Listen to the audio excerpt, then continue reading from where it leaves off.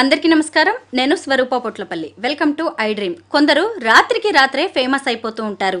అలా కోయ్ కోయ్ కోణి కోయ్ అంటూ పాట పాడిన పాస్టర్ మీసాల గురప్ప కూడా సెలబ్రిటీగా మారిపోయారు. ఆ తర్వాత ఆయన ఇచ్చిన ఇంటర్వ్యూస్ కూడా విమర్శలకు దారితీశాయి. తన జీవితంలో జరిగిన సంఘటనలు, సాక్ష్యాలు కూడా వివాదాస్పదంగా మారాయి. ప్రస్తుతం నాతో పాటు శివశక్తి వ్యవస్థాపక అధ్యక్షులు కరుణాకర్ సుగ్గన గారు ఉన్నారు. ఆయనతో మాట్లాడి ఈరోజు అనేక విషయాలను తెలుసుకుందాం. నమస్తే కరుణాకర్ గారు. నమస్తే అండి. ఎలా ఉన్నారండి? చాలా రోజులుగా నేను మీ వీడియోస్ చూస్తున్నాను. ముఖ్యంగా మీరు చేస్తున్న వాటి మీద నేను ఫస్ట్ అడగాలనుకున్న క్వశ్చన్ టెస్టిమోనియల్ ట్రోల్స్ కదా, ఎందుకు వీటిని మీరు చేస్తున్నారు? ముందుగా ఐ డ్రీమ్స్ ప్రేక్షకులందరికీ నా నమస్కారం.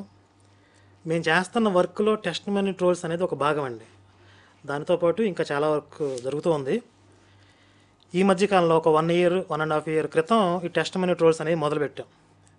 మీరు చూసారా లేదో, ఈ టెస్టిమోనీస్ పేరుతో విశృంఖలంగా, ఇప్పుడు మీరు పాస్టర్ అన్నారు, మీసాల గురప్ప పాస్టర్ కాదు, అతను ఏంటంటే ఒక ఆర్టిస్ట్. మీరు పేమెంట్ ఇస్తే వచ్చి సాక్ష్యం చెప్తాడు. ఒక పాస్టర్ పేమెంట్ ఇస్తే సాక్ష్యం చెప్తాడు వచ్చి. అతను పాస్టర్ కాదు, పేమెంట్ స్టార్ అంటారా? అంతే. ఇలా చాలామంది ఉన్నారు ఇలా టెస్టిమోనీస్ చెప్తూ ఇదే పనిగా, ఇదే డ్యూటీగా. వాళ్ళకు ఒక చర్చ్ అంటూ ఉండదు, అన్ని చర్చిలు తిరుగుతూ ఉంటారు. ఆ చర్చి పాస్టర్ పిలుస్తాడు వాళ్ళని. 1 రోజు 2 రోజులు వీళ్ళు కూటములు పెడతారు కదా, ఆ కూటముల్లో వీళ్ళతో సాక్ష్యం చెప్పిస్తారు. ఈ సాక్ష్యం చెప్పమని వీళ్ళకి మైక్ ఇచ్చిన తర్వాత వీళ్ళకి నోరు అదుపులో ఉండదు. జరిగినవి జరగనివి అన్నీ కళ్ళబొల్లి కథలన్నీ కలిపి మొత్తం కొట్టేస్తారు, రొట్టకొట్టుడు. ఇలా విశృంఖలంగా అబద్ధాలతో ఆ సాధారణ క్రైస్తవుని, సాధారణ హిందువుల్ని మోసం చేసి బుట్టలో వేసుకోవడానికి. సరే, అంతవరకు అయితే పర్వాలేదు. మళ్ళీ అందులోనే దైవ దూషణ. నేను పెద్ద విగ్రహారాధకుని, గతంలో పెద్ద హిందువుని, చాలా భక్తి చేశాను, మా దేవుళ్ళు ఎవరు మాకు పలకలేదు, ఆ విగ్రహాలు ఒట్టివి. ఇదొక ప్యాటర్న్. ఇంకొక ప్యాటర్న్లో ఆ విగ్రహాలనే దుష్టశక్తులు, నేను పెద్ద మాంత్రికుడిని గతంలో, ఈ దేవతలందరూ దుష్టశక్తులు, నేను పిలిస్తే వచ్చేవాళ్ళు. ఇది చాలా దుర్మార్గంగా ఉంటుందండి. ఇలాంటివి విని చూసి తట్టుకోలేక ఈ దుర్మార్గాల్ని ఎక్స్పోజ్ చేయడానికి మేము టెస్టిమోనీ ట్రోల్స్ అని మొదలుపెట్టాం. అది సూపర్ హిట్ అయింది ఆ సిరీస్. ఆ టెస్టిమోనీ ట్రోల్స్లో మేము ఎవరిని ట్రోల్ చేసినా వాళ్ళు సెలబ్రిటీ అవుతున్నారు.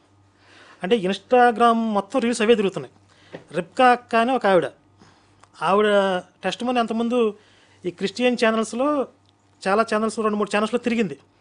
కానీ మేము ట్రోల్స్ చేసిన తర్వాత ఆవిడ రీల్స్ విపరీతంగా అందరూ అభినయం చేస్తూ, యాక్ట్ చేస్తూ, ఆవిడ వాయిస్కి బాగా ఫేమస్ అయింది. ఆవిడ నెగిటివిటీ అనమాట, పాజిటివ్గా ఫేమస్ అవ్వటం కాదు. అంటే కమెడియన్ లాగా చేసేసారు. ఆ తర్వాత ప్రసన్న బోల్ట్, ఆవిడ పేరు బోల్డ్ అని చెప్పుకునేది నేను బోల్ట్ అంటాం. ఆవిడ కూడా ఎన్నో అబద్ధాలు చెప్పింది, దాన్ని కూడా బయటికి తీసాం. ఆవిడ మీద కూడా బాగా ట్రోల్స్ అయినాయి. రీసెంట్గా మీసాల గురప్ప, ఈ మీసాల గురప్పను కూడా ట్రోల్ చేసాం. అతను ఇప్పుడు బాగా ట్రోలింగ్ మెటీరియల్ అయ్యాడు. అంటే ఈ టెస్టిమోనియల్ ట్రోల్స్ అనే వాటికి మీరు ఎవరిని ఎంచుకుంటారు వ్యక్తుల్ని? అంటే వినడానికి పర్టికులర్గా ఒక వర్గం అంటూ ఉంటుందా? అట్లా ఏమి ఉండదు, ఒక వర్గం అనే ఉండదండి. ఇప్పుడు వాళ్ళు చెప్పిన టెస్టిమోనీ ట్రోలింగ్ మెటీరియల్గా ఉండాలి, ట్రోల్ చేయడానికి అనువుగా ఉండాలి. ఇప్పుడు వాళ్ళు కొంత ఫన్నీగా, అంటే వాస్తవానికి దూరంగా ఉండాలి. తర్వాత మిరాకిల్స్ పేరుతో కట్టుకథలు చెప్పి ఉండాలి. ఇంకా దైవ దోషం చేస్తే మాత్రం అసలు వదిలిపెట్టమండి, ఖచ్చితంగా పట్టి రసం పిండుతాం అనమాట అండి.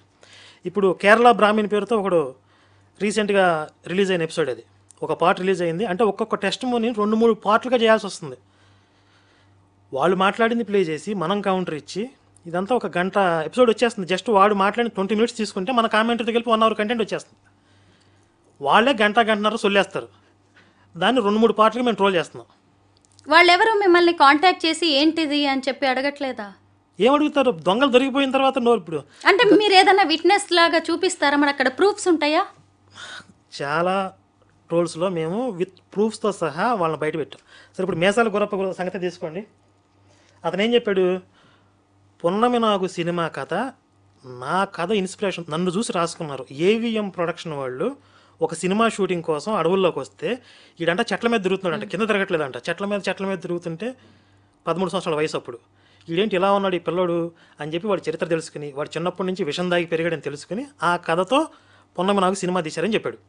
అవునా? మీరు విన్నారా సాక్ష్యం? నేను విన్నాను. కానీ అసలు వాస్తవం ఏంటంటే, అసలు ఆ పున్నమి నాగు సినిమా గురించి మేము చూసినప్పుడు, ఇది కన్నడ సినిమా. కన్నడలో ఒరిజినల్ మూవీ, దాన్ని రీమేక్ రైట్స్ తీసుకున్నారు ఏవిఎం ప్రొడక్షన్స్ వాళ్ళు.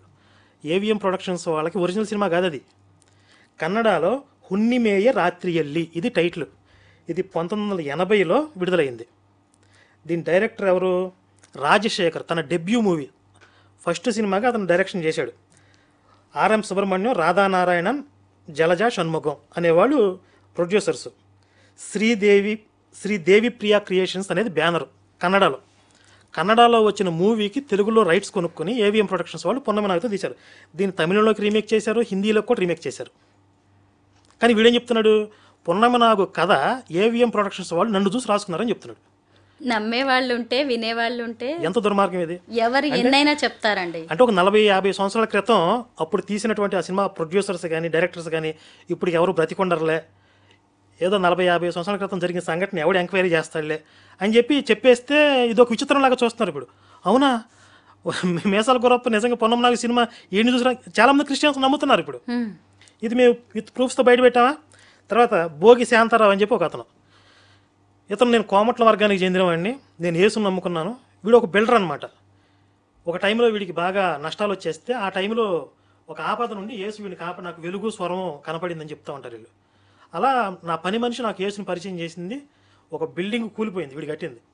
కూలిపోతే ఆ శిథిలాల కింద ఒక ఫ్యామిలీ చిక్కుకుపోయారు, కూలీ కుటుంబం. అందులో ఒక పిల్లోడు చిక్కుకుపోతే ఆ పిల్లోడు ఎక్కడున్నాడో యేసు చూపించాడు, వాడిని బయటికి తీసాం అని చెప్పి ఇట్లా చెప్పుకుంటూ పోయాడు. వీడు చెప్పిన ఆధారాలను బట్టి మేము గూగుల్లో ఎంక్వైరీ చేసాం. ఇంకా ఆ రోజు న్యూస్ పేపర్లు ఏమో వచ్చినాయి మొత్తం చాలా రీసెర్చ్ చేస్తే అప్పుడు తెలిసింది ఏంటంటే వీడు కట్టిన బిల్డింగ్ ఎందుకు కూలిపోయిందంటే ప్రభుత్వం అనుమతి లేకుండా కట్టాడు. అక్కడ అంటే ఇసుక నేలలు ఉన్నాయి, అక్కడ కట్టకూడదని చెప్పి గవర్నమెంట్ అనుమతులు లేకపోయినా వీడు అనధికారికంగా కట్టేసి ఇల్లీగల్గా ఆ బిల్డింగ్ కూలిపోతే అందులో ఒక ఫ్యామిలీ చిక్కుకుపోతే ఒక పిల్లోడు చచ్చిపోయాడు. ఆ పిల్లోడు చచ్చిపోయిన విషయం వీడు చెప్పట్లా. అయితే వీడు వెలుగు వచ్చింది, వీడు పని మనిషి దేవుడిని పిలిస్తే దేవుడు వచ్చి ఆ పిల్లోడు ఎక్కడున్నా చూపించాడు, ఇవన్నీ చెప్పాడు కదా. కానీ ఆ రోజు ఏం జరిగిందంటే రాత్రి 3 గంటల నుంచి తెల్లవారుజాము 9 దాకా జేసీబీలు ప్రొక్లైన్లతో గవర్నమెంట్ వాళ్ళు 10-12 గంటలు శ్రమిస్తే ఆ శిథిలాలన్నీ పక్కకు తీసి అప్పుడు ఆ ఫ్యామిలీని రక్షించారు. ఇది జరిగింది. వీడేం చెప్తున్నాడు? నేను వెళ్ళి ఒక పొలుగు ఇలా వేసాను, ఆ పిల్లోడు బయటకు వచ్చాడని చెప్తున్నాడు. అంటే ఆ రోజు న్యూస్ పేపర్లు మనకి దొరకకపోతే దాన్ని పుస్తకాల రూపంలో ప్రింట్ చేసి ప్రచారం చేస్తున్నారు, ఒక కోమట్ల వాడి సాక్ష్యం అని చెప్పి. ఇలా మేము ఆధారాలతో సహా వెలికి తీసిన ఎన్నో ఉన్నాయి. ఎస్, బాగానే రీసెర్చ్ చేస్తున్నారు ఇలా అయితే. మరి చేయాలి కదండి, తప్పదు కదా. ఎస్, అవును. ఎందుకంటే ట్రోల్స్ అనుకుంటే మనం ఏది పడితే అది మాట్లాడాల్సిన అవసరం కూడా ఉండదు నిజానికి. మేము ఎంటర్టైన్మెంట్ వేలో అంటే ఆ ట్రోల్స్ చూస్తే ఫన్నీగా ఉంటాయి, వినడానికి బాగుంటాయి, అంటే చాలా కామెడీగా ఉంటాయి, కానీ చాలా మంచి కంటెంట్ కూడా ఉంటుంది. అది అంటే జనం కూడా నిజాలు తెలుసుకోవచ్చండి, లేకపోతే అదే నిజమని నమ్మే పరిస్థితులు ఉన్నాయి కదా. అదే కదా, ఇప్పుడు చాలా మంది వీళ్ళు చెప్పే అబద్ధాలు నమ్మి యేసు నిజంగా మహిమలు చేస్తాడు, అద్భుతాలు చేస్తాడు, ఆయన గొప్ప దేవుడు అనుకుని అక్కడికి వెళ్ళిపోతుంది. వీళ్ళ టార్గెట్ ఏంటి? అక్కడి నుంచి దశంభాగాలు పెండటం, వాళ్ళు మతం మార్చడం, దశంభాగాలు పెండటం. నాకు ఇతని విషయంలో ఆ పున్నమి నాగు అవన్నీ జస్ట్ ఒక ఫన్నీగా కామెడీగా అనిపించినా కానీ నేను షాక్కి గురైంది ఏంటంటే నేను 40,000 మందిని మత మార్పిడి చేశాను, సొంతంగా నా చేతులతో బాప్టిజం ఇచ్చి మా మతంలోకి తీసుకొచ్చానని చెప్పాడు. అసలు ఒక్క పాస్టరే 40,000 మందికి మతం మారిస్తే ఏమైపోతున్నట్టు ఈ మిగతా మతాల వాళ్ళు? అవన్నీ కూడా అబద్ధాలే. అన్ని వేల మందిని మతం మార్చి చెప్పుకోవడం కూడా తన హైప్ క్రియేట్ చేసుకోవటం. వీడు దొంగ సాక్ష్యాలు నమ్మి కొంతమంది బుట్టలో పడితే పడి ఉండొచ్చు, కానీ 40,000 మంది అనేది అబద్ధం. ఎందుకంటే ఇప్పుడు కోట్లాది రూపాయల వ్యవస్థ ఉన్న కల్వరి సతీషే నెలకి 3,000 మందిని మతం మారుస్తున్నానని చెప్పాడు. 100 కోట్ల ఆస్తుంది. కల్వరి సతీష్ ఒక్కడే పనిచేయడు, వాడి కింద పనిచేసి ఏజెంట్లు కానీ ఆ చర్చికి వచ్చే విశ్వాసులు ప్రతి ఒక్కరిని కూడా ఒక వైరస్ జాంబీగా మార్చేసి మీరు పక్కన వాళ్ళని కొరకండి అని చెప్తాడు. అంటే వీళ్ళ వైరస్ మీ ఫ్రెండ్స్కి ఎక్కించండి అని చెప్తాడు. ప్రతి ఒక్కరికి టార్గెట్ ఇస్తాడు. ప్రతి నెల మీరు ఒక చర్చికి కొత్త వాళ్ళని తీసుకురావాలని టార్గెట్ ఇస్తాడు. ఇలా వాళ్ళని బ్రెయిన్ వాష్ చేసి పంపిస్తుంటే నెలకు 3,000 మందిని మతం మారుస్తున్నాడు. అంత పెద్ద వ్యవస్థను సతీష్, వీడికి అంత సీన్ లేదు, ఇది చెప్పుకుంటున్నాడు. అలా వాడి నోటికి అద్దాపద్దండి. కానీ సొంత మతస్థులు మిగతా పాస్టర్స్ కావచ్చు, ఎవాంజలిస్టులు కూడా తప్పు పడుతున్నారు ఇతని వ్యాఖ్యల్ని. అదంతా నిజం కాదు, అసలు ముందు ఆ కోడిని కోయి ఆ భాష కూడా మాకు తెలియదు, అతను ఏదో కోడి భాషలో కోయ భాషలో మాట్లాడాడు. ఎందుకంటున్నారంటే వాళ్ళ మతం ట్రోల్ అవుతుంది, వాళ్ళ మతాన్ని కామెడీగా అయిపోతుంది కాబట్టి వాడు మా సంబంధం లేదు అంటున్నారు. అదే వాడి వల్ల బెనిఫిట్ అవుతుందంటే వాడిని వెళ్ళి కౌగులించుకుంటారు వీళ్ళు. ఇప్పుడు మీ మతాన్ని మీరు వ్యాప్తి చేసుకోండి, మీ మతం గురించి అందులో ఉన్న గొప్పతనాన్ని చెప్పండి. కానీ మిగతా మతాలని ఎందుకు మీరు విమర్శిస్తున్నారు? ఎందుకు పక్క మతాల దేవుళ్ళని అంత తప్పు పడుతున్నారు? వాళ్ళ క్యారెక్టర్లను కూడా మీరు అసాసినేట్ చేసే అంత అంటే ఎందుకు? మీరు కాదు, ఇప్పుడు ఈ కొంతమంది మత బోధకులు ఎందుకు ఇలా చేస్తున్నారు? ఎందుకు ఇలా చేస్తున్నారంటే కొంచెం డీటెయిల్స్లోకి వెళ్తే, ఇది నా దగ్గర ఒక పుస్తకం ఉంది. దీన్ని ఏమంటారు మీకు తెలుసా? బైబిల్. ఈ బైబిల్ గురించి మీ ఒపీనియన్ ఏంటి? అది ఒక క్రిస్టియన్ల మత గ్రంథం. యేసు ప్రభువుని నమ్మేవాళ్ళు దాన్ని అనుసరిస్తారు. అందులో కొన్ని వాక్యాలు ఉంటాయి. అది చూసే చర్చి పాస్టర్స్, మత ప్రబోధకులు అందులోంచి కొన్ని వాక్యాలు తీసి వాటి గురించి ఒక ఎక్స్ప్లెనేషన్ కావచ్చు, అనాలిసిస్ ఇస్తూ ఉంటారు. సరే, అంటే ఇందులో ఉన్న వాక్యాలు ఏంటి అనేవి ఎప్పుడన్నా చదివే ప్రయత్నం లేదండి. ఏం తెలియదు మీకు. ఇప్పుడు ప్రమాదం ఏంటంటే మీలాంటి కొంతకాలం క్రితం నాలాంటి హిందువులందరికీ కూడా ఈ బైబిల్లో ఏముందో తెలియకపోవటం. ఇప్పుడు మీరు అడిగారు కదా, ఎందుకు వీళ్ళలా పరమతాల మీద పడి ఏడుస్తూ ఉంటారు అని చెప్పి. అలా పరమతాల మీద పడి ఏడవండి, వాళ్ళ మీద దాడి చేయండి అని చెప్పి ఇందులో రాసి ఉంది. బైబిల్లో రాసి ఉంది. ఇతర మతాల దేవతా విగ్రహాలని ధ్వంసం చేయండి. ఇతర మతాల దేవతా విగ్రహాలు దెయ్యాలు, విగ్రహారాధన చేస్తే వ్యభిచారం చేసినట్టు, ఇవన్నీ దీంట్లో రాసి ఉన్నాయి. పక్క మతం గురించి మన భగవద్గీతలో ఏముంది? ఇది ఇందులో ఇక్కడ భగవద్గీత కూడా ఉంది. భగవద్గీతలో ఏముందో మీరు చెప్తారా? లేదండి. అంటే స్థూలంగా మొత్తం అంతా డీటెయిల్ కాకపోయినా కొంచెం శ్రీకృష్ణ పరమాత్మ అర్జునుడికి చేసిన గీతోపదేశం. భగవద్గీతలో శ్రీకృష్ణుడు పరమతాల గురించి ఏం చెప్పాడు? అసలు పరమతం అనే భావన లేదు, వేరే మతాలు లేవు కదా. అవునండి. భగవద్గీత చెప్పే టైంకి భూమి మీద వేరే మతాలు లేవు, అందుకని వేరే మతాల గురించి లేదు. కానీ బైబిల్ అసలు ప్రస్తావనే ఉండదు. అలాగా బైబిల్ రాసుకునే టైంకి ఆల్రెడీ చాలా మతాలు ఉన్నాయి. అంటే ఇది మధ్యలో వచ్చింది కాబట్టి వేరే మతాల గురించి రాశారు. వేరే మతాల వాళ్ళు వేరే దేవతలు పెట్టుకున్నారు, మీరు ఆ దేవతల వైపుకి వెళ్ళొద్దు, వాళ్ళని చంపండి, ఆ దేవతా విగ్రహాలు లేకుండా చేయండి. ఇది అంతా కూడా ద్వేషాన్ని నింపుతుంది. అదే భగవద్గీతలో అన్య దేవతలు అన్నాడు. నేను కాకుండా వేరే దేవతలు అన్నాడు. ఆయన పరమాత్మ స్థాయిలో ఉండి మాట్లాడుతున్నాడు. అంటే మనకి పంచభూతాల దగ్గర నుండి ముక్కోటి దేవతలు, ఎంతోమంది దేవతలు, వీళ్ళందరినీ అన్య దేవతలను సంబోధిస్తూ ఎవరైనా సరే ఏదైనా దేవతని ఆరాధించాలనుకున్నప్పుడు ఆ దేవత యందు శ్రద్ధ నిలబడే విధంగా నేనే చేస్తానన్నాడు. వాడిని చంపేస్తానల్లా, ఆ దేవతల్ని పూజించడం మహాపాపం, నేను నరకానికి పంపిస్తానల్లా. ఏ దేవతల్ని ఆరాధించే వాళ్ళు ఆయా లోకాలు పొందుతారు అన్నాడు. మనకి ఎన్నో లోకాలు ఉన్నాయి, వీళ్ళకున్నది రెండే. అలాగే ఎవరైనా సరే ఒక కోరికతో ఒక దేవతను ఆరాధించినప్పుడు ఆ దేవత ద్వారా అతని యొక్క కామ్యాలను నేను నెరవేరుస్తానన్నాడు. ఇది భగవద్గీతలో శ్రీకృష్ణుడు చెప్పాడు. కానీ ఇందులో ఏం రాసి ఉందనే విషయం కూడా మనకి హిందువులకు తెలియదు. ఇది కూడా గొప్ప దైవ గ్రంథమే, ఇది కూడా మంచిగా చెప్తుందని అనుకుంటారు. నా స్టేట్మెంట్ ఏంటంటే, ప్రపంచానికి మానవ జాతికి ఈ బైబిల్ చేసిన ద్రోహం, ఈ మత గ్రంథం చేసినంత రక్తపాతం ఇంకేదీ చేయలేదు. ప్రతి రక్తపాతం వెనకాల బైబిల్ ఉంటుంది. దీని నుంచే ఉగ్రవాదం అనేది వచ్చింది. మొట్టమొదట ఉగ్రవాదాన్ని తయారు చేసింది మోషే. ఇతను ఫస్ట్ ఈ బుక్లో మొదటి 5 పుస్తకాలు రాశాడు. ఇతర మతాల గురించి దారుణంగా మాట్లాడుతూ ఆ మతాలను లేకుండా చేయాలనే భావన మోషే ఐడియాలజీ. మోషే ఇస్లాంలో కూడా ఒక ప్రవక్త, మూసా అంటారు. దీనిలో 2 భాగాలు ఉంటాయి, పాత నిబంధన, కొత్త నిబంధన. ఈ పాత నిబంధనని కొంచెం అట్లా మార్చేసి ఖురాన్ రాసుకున్నారు. ఇప్పుడు చెప్పండి, ఉగ్రవాదం ఎక్కడి నుంచి వచ్చింది చెప్పండి? ఇప్పుడు మనం కూడా దాన్ని ఒక మంచి పాపులర్ వర్డ్గా వాడుతున్నాం కదా, హిందూ ఉగ్రవాదం అని చెప్పి. నేను హిందూ ఉగ్రవాది నేను కూడా కొంతమంది చెప్పుకుంటున్నారుగా. అవసరమా మనకది? అంటే మన వాళ్ళు క్లైమ్ చేసుకుంటున్నారా నేను హిందూ ఉగ్రవాదని? ఉగ్రవాదం అంటే ఇప్పుడు మన మీద జరుగుతున్న దాడికి మనం డిఫెన్స్ చేసుకోవడం కాదు. వాడి మానాన వాడు బ్రతుకుతున్నా కూడా మనం వెళ్ళి వాడి మీద పడి దాడి చేసి వాడిని చంపాలని చూస్తే అప్పుడు అది ఉగ్రవాదం. అంటే కొంతమంది తెలియక అత్యుత్సాహంతో అలా క్లైమ్ చేసుకోవచ్చు. కానీ అంటే ఈ దాడిని ఎదుర్కొంటూ పనిచేస్తున్న వాళ్ళు పోరాట యోధులు నా దృష్టిలో, ఆర్మీ. ఇప్పుడు కొంతమంది అంటూ ఉంటారు, అంటే నెగిటివ్గా మాట్లాడేవాళ్ళు, కొంతమంది ఈ హిందూ సంస్థలు అనవసరంగా హిందువుల్ని రెచ్చగొడుతున్నాయి. ఈ దేశంలో మెజారిటీ ఎవరు? మెజారిటీ హిందూ, 80% హిందువులు ఉన్నారు కదా. మరి తక్కువ సంఖ్యలో ఉన్న ఇతర మతాల వల్ల మీ మతానికి వచ్చిన ప్రమాదం ఏంటి? 80% ఉన్న హిందువుల్ని అఫీషియల్గా 80%, అనధికారికంగా 80% లేదా 65%, 70% ఉన్నారు. పోనీ 70% ఉన్న హిందువులకి 20-30% ఉన్న వేరే మతాల వల్ల ఎలా ప్రమాదం జరుగుతుంది? కరుణాకర్ గారు, పరమతంలో జరుగుతున్న వాటి గురించి మీరు టెస్టిమోనియల్ ట్రోల్స్ చేస్తున్నారు. మరి మన మతంలో కూడా కొన్ని జరుగుతున్నాయి కదా.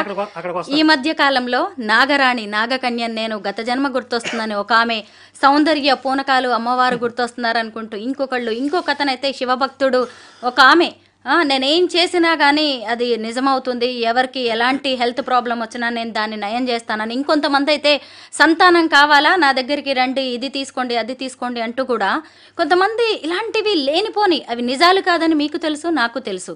దీని మీద మరి ఎలాంటి ట్రోల్స్ చేయాలి? వస్తున్నాను. అక్కడికి వచ్చే ముందు ఇంతకుముందు ఒక పాయింట్ చెప్పే కదా, ఈ ప్రశ్న ఇస్తున్నారు. అంటే కొంతమంది విమర్శనాకారులు, మేధావులు, ఇంత మెజారిటీ మతం కదా, మీకు వాళ్ళతో వచ్చిన ప్రమాదం ఏంటి అని చెప్పి.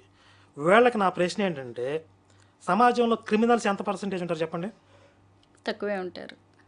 సాధారణ ప్రజలతో పోలిస్తే క్రిమినల్స్ పర్సెంటేజ్ ఎంత ఉంటుంది? నేరస్తుల యొక్క మోతాదు 10% కూడా ఉండకపోవచ్చు, 1-2% ఉంటుంది.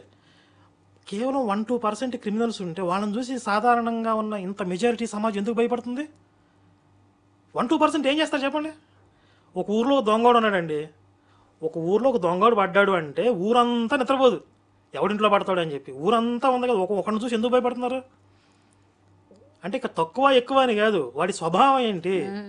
ఇప్పుడు తక్కువ సంఖ్యలో ఉండవచ్చు, కానీ వాళ్ళ స్వభావం ఏంటి, వాళ్ళ మత గ్రంథాలు ఏం చెప్తుంది? ఆ మతాల మీద పడి దాడి చేయండి, ఆ మతాలను ధ్వంసం చేయండి అని చెప్తుంది. మన హిందువులకు ఆ భావజాలం లేదు, ఎప్పుడూ లేదు. నీ మతాన్ని నువ్వు ఆచరించుకుంటూ పరమతాలని కూడా గౌరవించకపోయినా వాటితో కలిసి సహజీవనం చేస్తూ కలిసిమెలిసి బ్రతకండి అని చెప్తుంది. కాబట్టి వీడికి ఆ మతాలను దాడి చేసే ఉద్దేశం లేదు. అందుకే మీరు ఏ చర్చి కనపడినా ఒక కామన్ సెక్యులర్ హిందూ ఎలా అనుకుంటాడు, అది ఎందుకు అనుకుంటున్నాడో కూడా వాడికి తెలియదు. వెళ్తాం కూడా కదా, చర్చిలకి వెళ్తాము, మసీదులకు వెళ్తారు హిందువులు, దర్గాలకి వెళ్తారు. ఎందుకంటే అక్కడ కూడా ఒక దేవుడు ఉన్నాడు అనే భావంతో, ద్వేషం ఉన్నది వాళ్ళకి ఉండదు. మీరు ఆ మతంలో వాళ్ళని ఒకసారి దేవాలయాన్ని తీసుకురండి, ఎందుకని రారు, అస్సలు రారు. ఎందుకంటే వాళ్ళకి ప్రతి వారం కూడా బ్రెయిన్ వాష్ జరిగిద్ది. పరమతాలన్నీ కూడా అవన్నీ దయ్యాలు, సాతాను, దుష్టశక్తులు, మనం వాటిని నిర్మూలనం చేయాలి అనే ఒక ఐడియాలజీని ప్రతి వారం వీళ్ళ బ్రెయిన్లో ఎక్కిస్తూ ఉంటారు. ఆ ఐడియాలజీతో తయారవుతున్న వీళ్ళందరూ ఒక సమాజానికి ప్రమాదకర శక్తులుగా మారుతున్నారు. కాబట్టి మనం భయపడాలి, దాన్ని ఎదుర్కోవడానికి ప్రిపేర్ అవ్వాలి. ఈ కామన్ సెన్స్ లేకుండా మీరు ఎక్కువ మంది ఉన్నారు కదా, వాళ్ళు తక్కువ మంది ఉన్నారు కదా, ఇదేంటి? మరి ఎక్కువ మంది ఉన్నప్పుడు దేవాలయాల్లో దూరి మత ప్రచారాలు ఎవరు చేస్తున్నారు? ఇప్పుడు మనం మెజారిటీ కదండి. వాళ్ళ చర్చిల్లో దొరబడి మనం ఎప్పుడైనా మత ప్రచారం చేసామా, మా రాముని నమ్ముకోండి అని? వాళ్ళు మన దేవాలయాలకు ఎందుకు వస్తున్నారు? దాడి చేసే స్వభావం ఉంది వాళ్ళ మతాలకి. ఆ పరమతాలకి ఆక్రమిత స్వభావం ఉంది, ఇతర మతాలు లేకుండా చేయాలనే స్వభావం ఉంది. ఆ ఐడియాలజీ, ఆ క్రిమినల్ ఐడియాలజీ ప్రమాదం. ఈ పుస్తకానికి ఉన్న ఐడియాలజీ తెలియకుండా అది మంచిదే అని చెప్పి నమ్మే వాళ్ళతో ఇంకా ప్రమాదం. హిందూ మతంలో హిందూ దేవుళ్ళని అడ్డం పెట్టుకుని కొంతమంది చేస్తున్న ఈ ప్రచారాన్ని ఏమనుకోవాలి?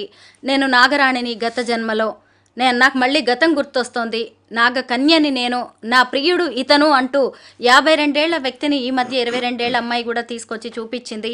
అలాగే ఒక సౌందర్య అనే అమ్మాయి, నా మీదకి దేవుడు వస్తాడు, అమ్మవారు వస్తుంది అని చెప్పి ఆమె చెప్పడం, ఇంకొంతమంది నాకు శివుడు నేనేం చెప్తే అది చేస్తాడు అంటూ ఇంకొక ఆమె చెప్పడం. మరి వీటి మీద ట్రోల్స్ చేసే అవకాశం ఉందా మీరు? ఇప్పుడు మతం పేరుతో, దేవుడి పేరుతో జనాల్ని మోసం చేయడం అనేది అన్ని మతాల్లో ఉంటుంది. కానీ నేను అన్నిటినీ ఒకే కేటగిరీలో కట్టను. ఎందుకంటే ఇక్కడున్న అమాయకులను బుట్టలో వేసుకోవడానికి కూడా వీళ్ళు మహిమలు కొన్ని చేసేవాళ్ళు హిందుత్వంలో ఉన్నారు. కానీ వీళ్ళు పరమతాలని ద్వేషిస్తూ ఆ మతాలను తక్కువ చేస్తూ, అంటే వీళ్ళు కొంచెం మోసపూరితమైన స్వభావం ఉన్నప్పటికీ కూడా ఇతర మతాల జోలికి పోవట్లేదు. చూడండి, కేవలం హిందువులే వీళ్ళ టార్గెట్, వేరే మతాల వాళ్ళు కాదు. ఇప్పుడు మనం అవేర్నెస్ తీసుకురావాల్సింది మన హిందువులకి. అంటే దైవత్వం అంటే ఏంటి, ఆధ్యాత్మికత అంటే ఏంటి, ఇవి తెలియకపోవటం వల్ల ఆధ్యాత్మిక పేదరికం అంటాను నేను.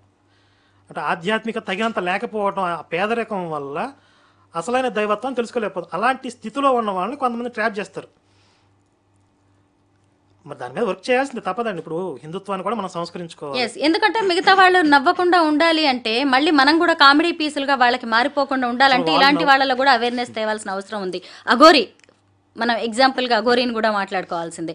సనాతన ధర్మం హిందువుల్ని నేను కాపాడుతా, గుళ్ళని కాపాడుతా అంటూ చేసిన హల్చల్ గురించి కూడా మనం మాట్లాడుకోవాలి. అంటే కొన్ని చూస్తే అవి నాకు పబ్లిసిటీ స్టంట్స్ అంటారు కదా, అలా అనిపించాయి. ఆచరణ సాధ్యం కానీ కొన్ని కొన్ని స్టేట్మెంట్లు ఇవ్వడం, వాళ్ళందరినీ నరికేస్తానని ఎక్కడ సాధ్యం అయిద్దండి? నరికేస్తాను ఇప్పుడు నరికేయడానికి వెళ్తే వాళ్ళు ముడుచుకు కూర్చున్నారా? కాబట్టి ఏదో పాపులర్ అవ్వాలి, హైప్ తెచ్చుకోవాలి అనే ప్రయత్నంలో భాగంగా కొంతమంది ఇప్పుడు మాలాంటి వాళ్ళను కూడా కొంచెం దానికి బ్లేమ్ అయ్యేలాగా, అంటే హిందువులు అంటే ఎలా ఉంటారు, హిందూ పోరాట యోధులు అంటే ఇది. ఇప్పుడు మేము ఇంటలెక్చువల్ వేలో పనిచేస్తున్నాం, ఇంటలెక్చువల్గా ఐడియాలజీ బేస్ మీద వర్క్ చేస్తున్నాం. దీన్ని హైలైట్ చేసుకోకుండా, దీన్ని హైలైట్ చేయకుండా కొంతమంది ఇప్పుడు మీరు చెప్పినట్టుగా కొన్ని కొన్ని హిందువుల్లో కూడా ఎలాంటి వాళ్ళు ఉన్నారని చెప్పి వాళ్ళని చూపించి మమ్మల్ని కూడా అదే ఘాటిని కట్టేస్తారనమాట. వీళ్ళందరూ ఒకటే అని చెప్పి. తప్పదు మరి, భరించాలి కొన్ని కొన్ని. కాకపోతే కొన్ని వాటి మీద కూడా మనం ఫైట్ చేయాలి.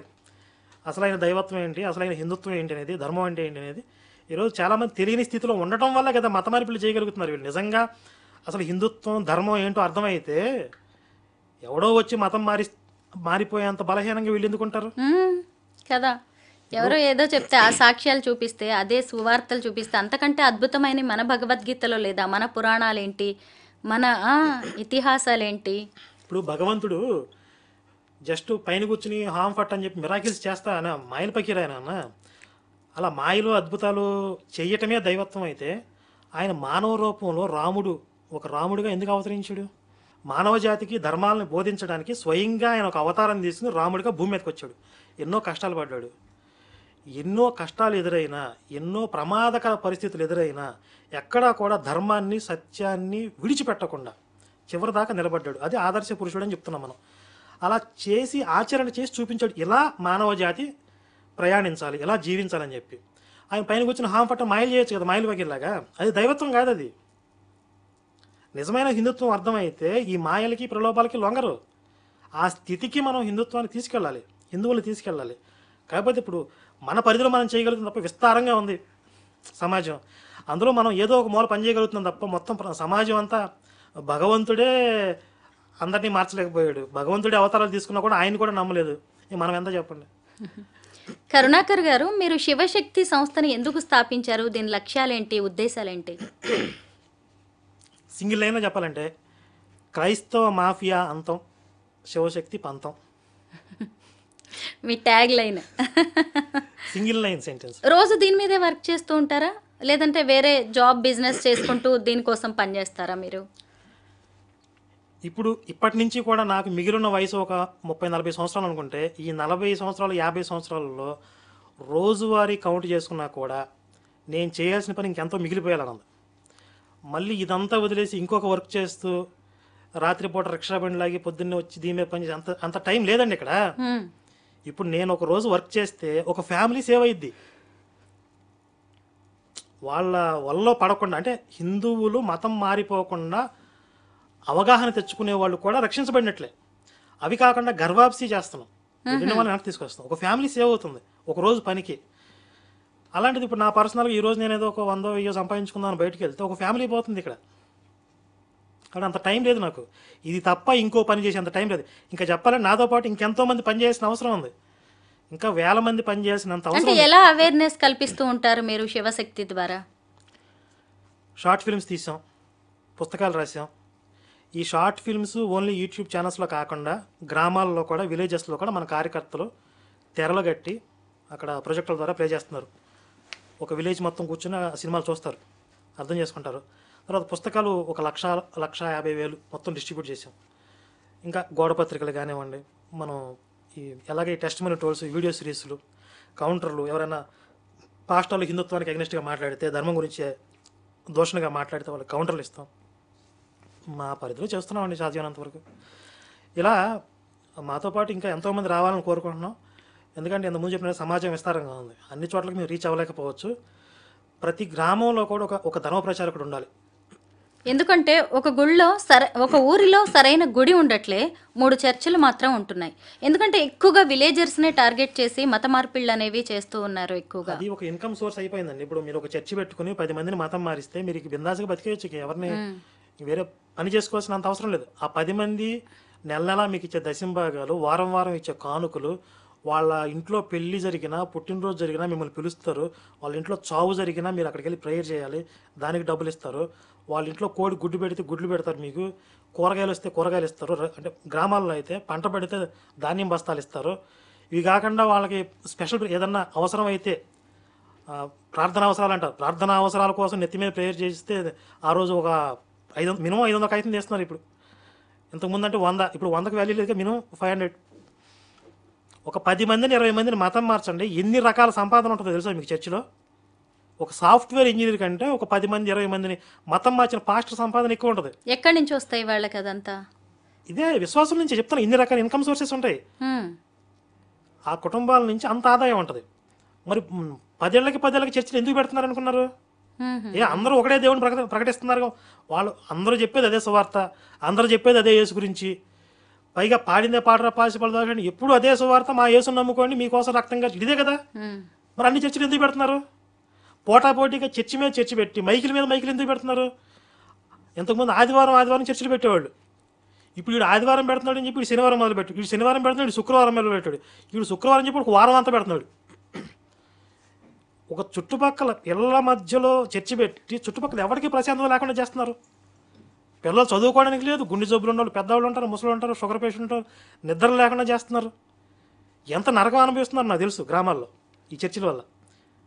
మొత్తం ఒక రణరంగం అయిపోయింది. విలేజెస్లోకి వెళ్తే మీరు ఒక ఆదివారం వెళ్తే ఇక ఒక శ్మశానంలో నుంచి నక్కలు ఓళ్ళు వినపడతాయి చూడండి, ఊ అంట అలా వినపడతాయి. కరుణాకర్ గారు, ఇప్పుడు ఉత్తరప్రదేశ్లోని ప్రయాగ్రాజ్లో మహాకుంభమేళా జరుగుతోంది. అసలు అది మనకి హిందువులకి ఎంతో పవిత్రమైంది. దాని మీద కూడా కొన్ని విమర్శలు వస్తున్నాయి. ఏంటి, చేయాల్సిన పాపాలన్నీ చేసేసి వెళ్ళిపోయి పుష్కరాల్లో అలాగే కుంభమేళాల్లో నదుల్లో మునిగితే పాపాలు పోతాయా, మళ్ళీ వెనక్కి తిరిగి వచ్చి మీ పాపాలు మీరు చేస్తారా అనే వాళ్ళు కూడా ఉన్నారు. మీరేమంటారు దీని మీద? అలా ఎవరు చెప్పలేదండి. ఎవరు చెప్పారు అలాగా? మీరు ఇష్టం వచ్చిన పాపాలు విమర్శించే వాళ్ళు ఉన్నారు. అలాగా అలా ఎవరు చెప్పారు? అసలు వాళ్ళు విమర్శించాలని మీరు అలా చెప్తున్నారని చెప్పాలి కదా. మన ధర్మ ప్రచారకులు ఎవరన్నా మీరు ఇష్టం వచ్చినట్టు పాపాలు చేయండి, నదుల్లో మునిగి, వీళ్ళు అన్యమతస్తులు కావచ్చు, వేరే వాళ్ళు చేసే కామెంట్స్ విమర్శలు చూడండి. అక్కడ మనం తెలుసో తెలియకో మన కర్మల వల్ల మన మాటల వల్ల వేరే మనుషులే కాదు వేరే జీవులు కూడా కొన్ని చనిపోయి ఉండొచ్చు, బాధపడి ఉండొచ్చు, మన వల్ల కొంత హింస జరిగి ఉండొచ్చు లోకంలో, మనకు తెలియకుండా మన స్పృహలో లేకుండా. ఆ దోషం కూడా మనకి ఎంతో కొంత అంటుతుంది. కాబట్టి అలాంటి పాపాలు అలాంటి దోషాలు పోతాయని తప్ప తెలిసి స్పృహతో విచక్షణతో చేసిన ప్రతి కర్మ మనం అనుభవిస్తేనే పోతుంది. ఇది హిందుత్వం చెప్తుంది. అది భగవద్గీతలో శ్రీకృష్ణుడు చెప్పింది ఏంటి? కర్తవ్య కర్మ చేయాలి, అప్పుడు కర్మ మీకు అంటదని చెప్తాడు. ఈ కర్మ నేను చేస్తున్నాను నేను అనే భావనతో చేస్తే ఖచ్చితంగా దాని ఫలితం మనకు అంటుతుంది. అది పుణ్యమైనా పాపమైనా. పుణ్యం మన అకౌంట్లో పడింది అనుకోండి, ఒక సంతోషాన్నో ఏదో అనుభవించాలి, ఒక సుఖాన్ని సంతోషాన్ని మనం అనుభవిస్తే ఆ పుణ్యం కరిగిద్ది. పాపం చేసాం, దుఃఖం అనుభవిస్తే ఆ పాపం పోద్ది, వాటిని అనుభవించకుండా పోదు. ముక్తి కావాలి అంటే కర్మ అంటకూడదు, పాపమైనా పుణ్యమైనా మన అకౌంట్లో పడకూడదు. అది కర్తవ్య బుద్ధితో చేస్తే అప్పుడు మీకు మీ అకౌంట్లో పడవని చెప్పాడు శ్రీకృష్ణుడు. సనాతన ధర్మాన్ని టార్గెట్ చేస్తూ ఎందుకు ఇలాగా మత మార్పిళ్ళు కావచ్చు, లేదంటే ఒక వర్గం వారు ఇంత పని చేస్తున్నారంటారు? అన్నీ అందులో స్వలాభం ఉంటుందండి, వాళ్ళ స్వలాభం ఉంటుంది. లేదా కొంతమంది నిజంగానే అదొక రక్షణ మార్గం, ఆయనే నిజమైన దేవుడు అని అనుకోవచ్చు, వాళ్ళు భ్రమపడవచ్చు. ఇంతమంది ముక్కోటి దేవుళ్ళు ఉండగా హిందువులకి మళ్ళీ కొత్త దేవుడి వైపు ఎందుకు చూడాల్సిన పరిస్థితులు వచ్చాయి? మనకి ముక్కోటి దేవుళ్ళు లేరండి, ముక్కోటి దేవతలు ఉన్నారు, దేవుడు ఒక్కడే ఉన్నాడు. దేవతలు వేరు, దేవుడు ఈశ్వరుడు, ఈశ్వర పరబ్రహ్మం ఒక్కడే. ముక్కోటి దేవతలు అంటారు. అంటే దీని మీద చాలామంది కన్ఫ్యూజన్ ఉంటుంది. చాలా సందర్భాల్లో చెప్పాను. దేవతలు అంటే ఇప్పుడు మనకి పంచభూతాలు, అగ్ని, వాయువు, ఇంద్ర, వీళ్ళందరూ కూడా మనకి దేవతలే. ఇంకొకటి ఏంటంటే మనం కూడా దేవతా జన్మలు పొందవచ్చు, మనం కూడా దేవతగా మారవచ్చు. అది భగవద్గీతలో చెప్పాడు శ్రీకృష్ణుడు స్వయంగా. మనం ఈ జీవితాన్ని ముగించిన తర్వాత మన అకౌంట్లో పుణ్యం అనేది ఎక్కువగా క్రెడిట్ అయి ఉంటే అవి ఆ పుణ్యం ఎక్కడ మనం దాన్ని డెబిట్ చేసుకోవాలి? పైలోకాలకు పోవాలి, స్వర్గలోకాలు. దేవతా జన్మ పొందుతాం, దేవతా జన్మ పొంది అక్కడ పుణ్యం క్షీణించేంత వరకు అక్కడ ఉంటాం. మళ్ళీ మిగిలి ఉన్నటువంటి కొన్ని కర్మల్ని వదిలించుకొని మళ్ళీ భూలోకానికి వస్తాం. ఇప్పుడు మనకి పురాణాల్లో చాలా సందర్భాలు మీరు వినే ఉంటారు, 100 యజ్ఞాలు చేసిన వాడు ఇంద్రుడు అవుతాడని చెప్పి. ఇంద్ర పదవికి కూడా పొందవచ్చు, మనుషులకి అది సాధ్యం. అంటే ఇంద్రుడు అనేది కూడా ఒక పదవి, దేవతలకు రాజు ఆయన. కానీ ఈశ్వరుడు ఒక్కడే. వీళ్ళు అంటూ ఉంటారు మీకు ముక్కోటి దేవత, మాకు ఒక్కడైతే ఒక్కడే దేవుడు అని. అబద్ధం. వాళ్ళకే 2-3 ఉన్నారు. యేసు ఒక దేవుడే, యెహోవా ఒక దేవుడే. యెహోవా అనే క్యారెక్టర్ తెలుసా మీకు? విన్నాను అంతే, నాకు పెద్దగా తెలియదు. బైబిల్లో యెహోవా దేవుడు, యేసు కాదు అసలు. ఈ బైబిల్ ప్రకారంగా యేసు దేవుడు అన్నోడు ప్రతివాడు నరకానికి పోతాడు. నిజంగా యెహోవా అనే ఒక క్యారెక్టర్ ఇందులో ప్రస్తావించబడిన ఒక క్యారెక్టర్ పైన ఉండుంటే యేసుని దేవుడు అని ఎవడంటున్నాడు వాడు అందరిని చొక్కా పట్టుకుని లాక్కెళ్ళి నరకం వేస్తాడు ఆయన. అదే చెప్పాడు ఆయన, నన్ను తప్ప ఇంకొకరిని దేవుడు అంటే మీ సంగతి తెలుస్తానన్నాడు. తెలియదు ఇది చాలామందికి. యేసు గురించి మీ ఒపీనియన్ చెప్పండి. అంతే, ఒక మతానికి ఆయన దేవుడు, ఇస్లాంకి ఎలా ఉన్నారో అలాగే దేవుడు. ఆయన స్వభావం ఏంటి, ఆయన ఎలాంటి వాడు చెప్పండి ఒకసారి. ఆయన మిగతా వాళ్ళ కోసం తన జీవితాన్ని త్యాగం చేసిన ఒక ధన్యజీవి. కరుణామయుడు సినిమా చూసారా?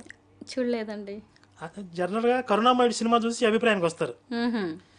యేసు అంటే పాపం దీనంగా సాత్వికంగా ఉంటాడు. మీరు బైబిల్ చదివితే ఆయన చాలా కోపిష్టి, మ్మ్హ్మ్. చాలా భయస్థుడు, అబద్ధాలు చెప్తాడు. బైబిల్లో ఉన్నాయి ఇవన్నీ. బైబిల్లో యేసు ఎన్నిసార్లు పారిపోయాడు తెలుసా మీకు? ఇప్పుడు తనంతట తానుగా అర్పించడానికి వచ్చాడని చెప్తున్నారు కదా వీళ్ళు పాస్టర్లు. మ్మ్. ఆయన్ని పట్టుకోవడానికి వస్తుంటే ఎన్నోసార్లు పారిపోయాడు, దొరకలేదు వాళ్ళకి. చివరికి తనను నమ్మిన ఒక శిష్యుడు, తన వెంట తిరిగిన ఒక శిష్యుడు పలానా చోట దాక్కున్నాడు అని చెప్పి సైనికుల్ని వెంట పెట్టుకుని వెళ్ళి మళ్ళీ అక్కడికి వెళ్ళిన తర్వాత కూడా ఈయన చుట్టూ ఇంకొంతమంది శిష్యులు ఉంటారు కదా, వాళ్ళు ఈయన కలిసిపోయి ఉంటారు. ఇందులో యేసు ఎవరో సరిగ్గా గుర్తుపట్టకపోతే రాంగ్గా ఇంకొకరిని ఎవరన్నా పట్టుకుంటారని చెప్పి నేను వెళ్ళి ఆయన ముద్దు పెట్టుకుంటాను, ఆయన యేసు, అప్పుడు మీరు గుర్తుపట్టి ఆయన పట్టుకోండి అని వీళ్ళని వెంట పెట్టుకెళ్ళి బోధకుడా అని ముద్దు పెడితే రహస్యంగా దాక్కుంటే అయిన అప్పుడు వెళ్ళి మీద పడి పట్టుకుని లాక్కొచ్చారు. రహస్యంగా ఎందుకు దాక్కున్నాడు? అర్పించడానికి వచ్చాడు కదా, ఎందుకు అన్నిసార్లు పారిపోయాడు? ఎందుకు రహస్యంగా దాక్కున్నాడు? శిష్యుడు పట్టిస్తే తప్ప ఎందుకు దొరకలేదు? ఈడ్చుకుని పోయి అని ఉంది. ఎప్పుడు ఈడ్చుకుపోతారో, నేను రానని మొండికేస్తేనే కదా. మళ్ళీ సిలువు మీదకి వెళ్ళి నాకు ఏమన్నాడు తెలుసా? నా దేవా నన్ను ఎందుకు చేయి విడిచి ఏడ్చాడు.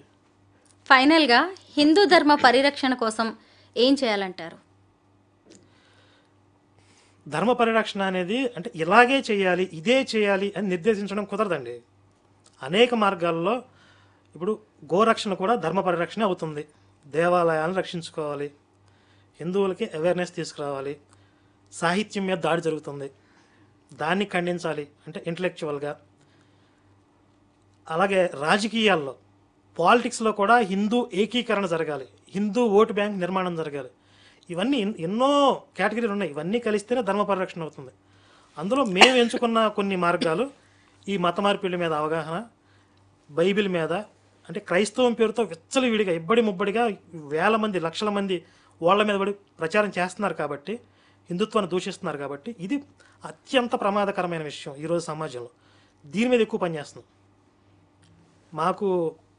మేము ఎంచుకున్న మార్గం ఇది. అలాగే ఎవరు ఎంచుకున్న మార్గంలో ఎవరికి ఇష్టమైన మార్గంలో పనిచేస్తూ ఉంటారు. మేము చేసిందే కరెక్ట్, మిగిలిన వాళ్ళు అట్లా చేయకూడదు అనకూడదు కదా. అందరూ అన్ని విధాలుగా కలిసి చేస్తేనే ఎంతో కొంత మన పూర్వీకులు వాళ్ళ త్యాగాల ద్వారా ఉత్తినే రాలేదు మనకి ఈరోజు ధర్మం. ఈరోజు మనం ఒక దేవాలయాలు మిగిలి ఉన్నాయి, మనం వెళ్ళి దేవతామూర్తులను దర్శనం చేసుకుని బొట్టు పెట్టుకుని నమస్కారం చేసుకోగలుగుతున్నాం. వాళ్ళు ఇచ్చినటువంటి ఆ శాస్త్రాలు మనం అధ్యయనం చేసుకోగలుగుతున్నాం, ఆ పూజ ఆరాధన పద్ధతుల్లో మనం చేసుకోగలుగుతున్నాం అంటే ఉత్తినే రాలేదు. ఎంతోమంది బలిదానాలు చేసి వీళ్ళు మీదపడి దాడులు చేస్తున్నా వాళ్ళకి ఎదురు నిలబడి యుద్ధాలు చేసి వాళ్ళు బలయ్యి దేవాలయాలు నిలబెడితే వాళ్ళ రక్తంతో తడిచిన నేల మీద నుంచి నడుచుకుంటూ వెళ్ళి మనం దేవాలయ దర్శనం చేసుకుంటున్నాం. దాన్ని నిలబెట్టుకోవాల్సిన బాధ్యత మన అందరి మీద ఉంది ఖచ్చితంగా. వాళ్ళు మన ఎన్నో త్యాగాలతో మనకి ఎలా అప్పగించారో మనం మన భవిష్యత్ తరాలకి వీటిని అందించలేకపోతే మనల్ని ద్రోహులుగా గుర్తిస్తుంది సమాజం. చరిత్రలో ద్రోహులుగా మిగిలిపోకూడదంటే ఈరోజు మనం అనుభవిస్తున్నటువంటి ఈ ధర్మాన్ని, సాంస్కృతిక వైభవాన్ని భవిష్యత్ తరాలకు అందించాలి. నా చిన్ని బొజ్జగా శ్రీరామ రక్షణ హిందువులు చాలామంది ఉన్నారు, నేను తిన్నానా పడుకున్నానా తెల్లారిందని. వాళ్ళని ఆ మత్తు నుండి లేపటమే మేము చేస్తున్న పని. ఈ ఆధునిక యుగంలో చాలా మంది మన సంస్కృతి సంప్రదాయాలు కూడా మర్చిపోతున్నారు కదా, పాశ్చాత్య సంస్కృతికి అలవాటు పడిపోతున్నారు. మీరు కుంభమేళా వెళ్తే ఎంతో మంది వెస్టర్న్ కంట్రీస్ వాళ్ళు, ఎంత గొప్ప విషయం. స్టీవ్ జాబ్స్ వైఫ్ కూడా వచ్చి ఆవిడ కమలాగా పేరు మార్చుకుంది. ఎంతో మంది విదేశీయులు ఈ సంస్కృతికి ముగ్ధులైపోయి ఇక్కడికి వచ్చి మాకు భారతదేశం విలువ ఇప్పుడు ఇక్కడికి వచ్చి నాకు అర్థమవుతుంది, ఈ పుణ్యభూమిలోనే మేము బ్రతుకుతామని చెప్పి ఇక్కడ జీవిస్తున్న వాళ్ళు ఎంతమంది ఉన్నారు. ఇంటి మొక్క ఔషధానికి పనికిరాదని కొంతమంది అంటారు కదా, అవునండి. అంటే ఇక్కడ పుట్టిన వాళ్ళకి దాని విలువ తెలియదు. ఉమ్. వీళ్ళు తెలుసుకునే టైంకి తెలుసుకోకపోవడం వాళ్ళ కర్మ అండి. ధర్మానికి వచ్చే నష్టమేం లేదు. ఎస్, ఎంతకంటే ఎప్పటికీ ఇలాగే ఉంటుంది. భారతదేశం అంటేనే హిందూ దేశం. ఎన్నో ఎవరు వచ్చినా ఎవరు దశలు పోయినా ఇవన్నీ దాటుకుంటూ వచ్చింది. నష్టపోయేది వ్యక్తిగతంగా తెలుసుకోలేని వాళ్ళే నష్టపోతారు తప్ప వాళ్ళ కర్మ అది. సనాతన ధర్మం గురించి, హిందూ ధర్మ పరిరక్షణ గురించి చాలా మంచి